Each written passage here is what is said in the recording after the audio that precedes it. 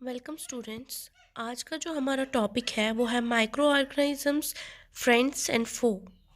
Friends मतलब दोस्त और फो मतलब दुश्मन। ये जो है ये आपकी एनसीईआरटी बुक का सेकंड चैप्टर है, क्लास 8 का, जो हम पढ़ने जा रहे हैं। सबसे पहले मैं आपको बताऊंगी ये जो माइक्रो ऑर्गेनिजम्स है ये होते क्या है। माइक्रो ऑर्गेनिज्म जो है, माइक्रो ये दो वर्ड्स का बना है, माइक्रो और ऑर्गेनिजम्स।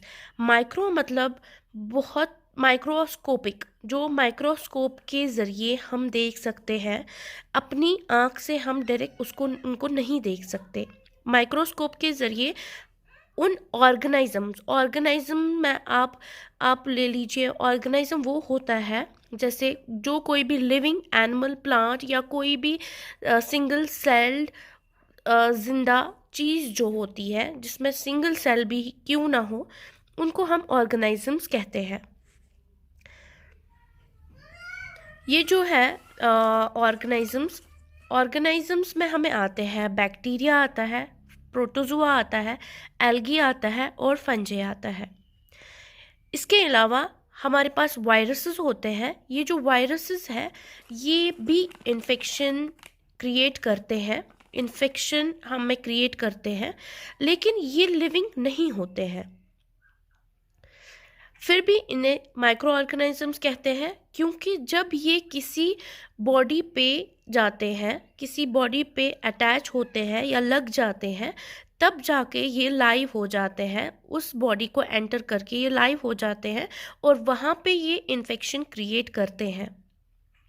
तो इस बिना पे हम इनको भी माइक्रो ऑर्गेनिजम्स कहते हैं।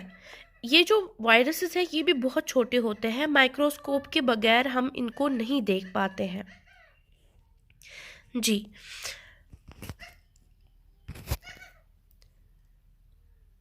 ये जो माइक्रो ऑर्गेनिजम्स है, जैसे कि मैंने आपको कहा कि ये बहुत तरह के होते हैं। ये माइक्रो ऑर्गेनिजम्स जो होते हैं ये लिविंग भी हो सकते हैं और नॉन लिविंग भी हो सकते हैं। नॉन लिविंग एज वायरस और living as bacteria, protozoa, fungi, algae. ठीक है। ये जब कभी किसी होस्ट हम बोलेंगे वो ऑर्गेनिज्म, होस्ट वो चीज़ होती है जिनके अंदर ये जाके अपना खाना पीना वहाँ पे बढ़ते हैं, ग्रो करते हैं। तो जब इनको वो होस्ट मिल जाता है वहाँ पे ही ये रिप्रोड्यूस करते हैं और वहाँ पे ये कोई भी इन्फेक्शन क्रिएट करते हैं। ये होस्ट जो है ये बैक्टीरियम भी हो सकता है, प्लांट भी हो सकता है, एनिमल भी हो सकता है और हम इंसान भी हो सकते हैं। इन माइक्रो ऑर्गेनिजम्स की वजह से बहुत सारी बीमारियां भी हम में होती हैं, जैसे कि वायरसेस की वजह से हम में कोल्ड, इन्फ्लुएंजा जिसको हम फ्लू भी कहते हैं, और बहुत सारी कोल्ड भी होती है। जो सीरियस डिजीज़ है जो वायरसेस की वजह से होती है वो पोलियो और चिकन पॉक्स है। जो प्रोटोजुआ भी मैंने आपको बोला एक माइक्रो ऑर्गेनिज्म है, उसकी वजह से जो डिजीज़ेस होती है, बीमारियां होती है, वो डिसेंट्री एंड मलेरिया होता है। टाइफाइड और ट्यूबरक्लोसिस बैक्टीरिया की वजह से होते हैं, जिनको हम बैक्टीरियल डिजीज बोलते हैं। अगर वायरस की वजह से कोई डिजीज़ होगी तो उसको वायरल डिजीज़ कहेंगे, बैक्टीरिया की वजह से कोई डिजीज़ होगी उनको बैक्टीरियल डिजीज़ कहेंगे, और प्रोटोजुआ की वजह से कोई डिजीज़ होगी उनको प्रोटोजुअल डिजीज़ हम कहेंगे। ये जो है ये पिक्चर दी गई है कि ये जो माइक्रो ऑर्गेनिजम्स है इनकी शेप होती कैसी है, पर ये आँख से हमें नहीं दिखती है। माइक्रोस्कोप के अंडर ही इनकी पिक्चर ऐसी आती है। अब जो ये माइक्रो ऑर्गेनिजम्स है इनकी कितनी किस्में हैं? इनकी, जैसे मैंने आपको इससे पहले ही कहा, इनकी जो किस्में हैं वो 4 है: बैक्टीरिया, फंजाई, प्रोटोजुआ और कुछ एल्गी, सारे एल्गी नहीं। जैसे मैंने आपको इससे पहले भी कहा कि इनको होस्ट होना चाहिए, होस्ट बॉडी में जाके ये अपनी जो है अपनी पैदावार बढ़ाते हैं। ये जो होस्ट है ये बहुत तरह के भी हो सकते हैं, ठीक है। होस्ट खाली इंसान ही नहीं हो सकते, नॉन लिविंग लिविंग थिंग्स नहीं हो सकते, नॉन लिविंग थिंग्स भी होते हैं। टूथब्रश है, पेट बाउल्स है, किचन सिंक्स है, कॉफ़ी रिजर्वायर, किचन, स्टोव, पेट टॉयज, टॉयलेट, प्लांट्स, एनिमल्स, कोई भी जगह, वाटर, सॉइल, एयर, कोई भी जगह पे ये रह सकते हैं। लेकिन इससे खुद को बचाने के लिए हमें कुछ मेजर्स लेने पड़ते हैं, सफाई रखनी पड़ती है, जिसकी वजह से ये हमारी बॉडी को एंटर ना करे और हमें कोई नुकसान ना पहुंचाए। ऐसे भी हमारी बॉडी के अंदर बहुत सारे माइक्रोब्स रहते हैं, उनको भी हम माइक्रो ऑर्गेनिजम्स कहते हैं। कुछ माइक्रो ऑर्गेनिजम्स हमें बीमार कर सकते हैं और कुछ माइक्रो ऑर्गेनिजम्स हमें फ़ायदा पहुंचाते हैं। सबसे पहले हम वो माइक्रो ऑर्गेनिजम्स पढ़ेंगे जो हमें हमारे दोस्त हैं, जो जिसकी वजह से हमें मदद ही मिलती है, जो हमारे फ्रेंड हैं, जो हमारे दोस्त हैं। माइक्रो ऑर्गेनिजम्स का बहुत ही अहम रोल है हमारी ज़िंदगी में, और कुछ जो है वो बहुत ही बेनिफिशियल है, बहुत ही ज़रूरी है हमारे लिए, लेकिन कुछ जो है वो बहुत ही हार्मफुल है हमारे लिए, ख़तरनाक है हमारे लिए, और हमें उससे बीमारियां हो सकती है। सबसे पहले हम पढ़ेंगे फ्रेंडली जो है बैक्टीरिया, माइक्रो ऑर्गेनिजम्स, उनके बारे में। माइक्रो ऑर्गेनिजम्स की वजह से ही हम दही बना सकते हैं, ब्रेड बना सकते हैं, दही बना सकते हैं। दही किस वजह से बनता है? दही बनने की जो वजह है वो एक बैक्टीरिया है जिसको हम लैक्टोबैसिलस कहते हैं। इससे अगर हम मिल्क में थोड़ा सा कर्ड ऐड करते हैं, उस कर्ड में ये लैक्टोबैसिलस ऑलरेडी अवेलेबल होता है। वो जो लैक्टोबैसिलस है कर्ड का, वो बहुत बार मल्टीपल होता है और हमें कर्ड मिलती है। ऐसे ही बैक्टीरिया जो है, जो चीज़, पिकल्स और बाकी फूड आइटम्स में भी क्या कहते हैं, फूड आइटम्स में भी यूज़ किया जाता है, वो भी ऐसे ही मल्टीप्लाई करता है और बहुत सारे अपने ही बैक्टीरियाज जो है वो मल्टीप्लाई करता है और बढ़ जाते हैं उसमें उस बैक्टीरिया का वैल्यू, और उसकी वजह से हमें ये सारी चीज़ें मिलती है।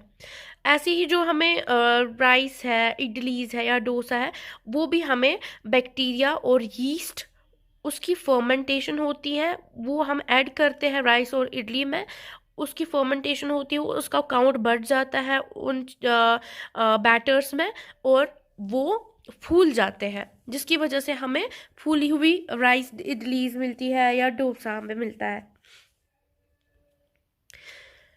ये जो माइक्रो ऑर्गेनिजम्स है ये एज अ मेडिसाइन भी हम यूज़ करते हैं। जब कभी भी हम बीमार होते हैं, हमें डॉक्टर्स कुछ एंटीबायोटिक्स देते हैं, कैप्सूल्स या इंजेक्शंस देते हैं, जैसे पेंसिलिन के बारे में आपने इससे पहले भी सुना होगा। ये जो पेंसिलिन इंजेक्शन है, ये उन माइक्रो ऑर्गेनिजम्स को या तो पूरी तरह से मार देता है या तो उनको बढ़ने से रोक देता है, जिससे हमारी डिजीज़ जो है वो क्योर हो जाती है। ऐसी मेडिसाइंस को हम एंटीबायोटिक्स कहते हैं। आजकल जो एंटीबायोटिक्स यूज़ होती है वो बैक्टीरिया और फंजाई से हमें हासिल होती है। उन्हीं का एक्सट्रैक्ट निकाल के हमारी एंटीबायोटिक्स जो आज कल हम यूज़ करते हैं, वो हम उन्हीं से हासिल करते हैं। कमर्शियल यूज़ में कैसे माइक्रो ऑर्गेनिजम्स यूज़ होते हैं? कमर्शियल जैसे बियर है, ब्रेड है, हमने इससे पहले ही बात की ब्रेड की, बायोगैस है, ये सारी चीज़ें हमें यीस्ट और बैक्टीरिया से मिलती है और ये कमर्शियली हम यूज़ करते हैं। इसके अलावा हम बायोगैस प्रोडक्शन में भी इसका यूज़ करते हैं, जिसकी वजह से हमें ये सारी चीज़ें मिल जाती है। इसके अलावा जैसे कि इससे पहले भी हमारे पास एक चैप्टर था क्रॉप प्रोडक्शन एंड मैनेजमेंट, उसमें हमने पढ़ा था कि सॉइल फर्टिलिटी इंक्रीज़ करने के लिए हमें फर्टिलाइज़र्स का इस्तेमाल करते हैं। फर्टिलाइज़र्स के अलावा भी हम नाइट्रोजन फिक्सर्स का इस्तेमाल करते हैं। जो नाइट्रोजन फिक्सर्स है, ये हमें ज़मीन में नाइट्रोजन मिलाने में बहुत मदद करते हैं। ये एक तरह के कीड़े होते हैं तो उस वजह से भी हमारी ज़मीन की जो फर्टिलिटी है वो इंक्रीज़ हो जाती है और सॉइल जो है उसमें काफ़ी मिकदार में नाइट्रोजन मिक्सअप होता है और हमारा प्लांट जो है अच्छे से ग्रो होता है। वैक्सीन्स में यूज़ होता है, जैसे कि आपको पता होगा कि बहुत सारे वैक्सीन्स में भी हम इनका माइक्रोब्स का इस्तेमाल होता है आजकल। ये जो है एंटीबॉडीज़ होते हैं, वैक्सीन्स जो होते हैं एक्चुअली एंटीबॉडीज़ होते हैं। ये एंटीबॉडीज़ भी हमें इन्हीं माइक्रोब से हासिल होती है, जो पूरी तरह से बैक्टीरिया को जो है उसको किल करती है। बॉडी उससे फाइट करती है, कोई भी माइक्रोब हो उससे। तो क्या बोलते हैं, हमारी बॉडी में जो है फिर उसके बाद जो वो डिज़ीज़ हो जाती है वो उससे लड़ता है, क्योंकि एंटीबॉडीज़ हमारी जिस्म में already as in the form of vaccine गया हुआ होता है। वो एक्टिव होती है तब जब कभी भी कोई भी माइक्रोब या कोई भी डिज़ीज़ कॉजिंग बैक्टीरिया हमारे जिस्म में जाता है, वो पहले ही उसको मार देती है और उसके साथ लड़ती है, जिसकी वजह से हमें वो डिज़ीज़ नहीं होती है।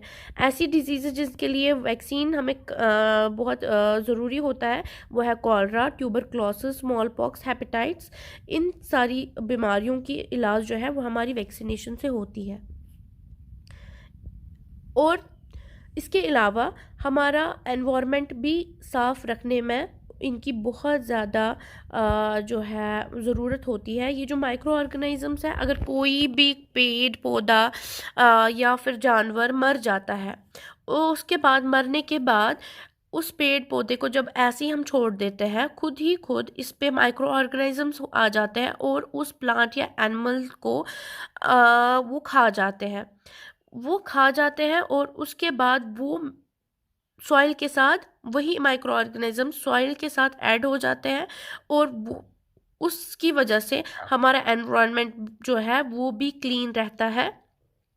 कोई भी उससे हमें नुकसान नहीं पहुंचता है और सॉइल जो है उसमें भी फर्टिलिटी इंक्रीज होती है because of that micro organisms. ये हमारे लिए हार्मफुल नहीं होता है। इसके अलावा जो है, इसके अलावा हमारा जो रहता है वो रहता है हार्मफुल माइक्रो ऑर्गेनिजम्स जो है, वो मैं आपको नेक्स्ट वीडियो में बताऊंगी। Thanks for watching, like share and subscribe.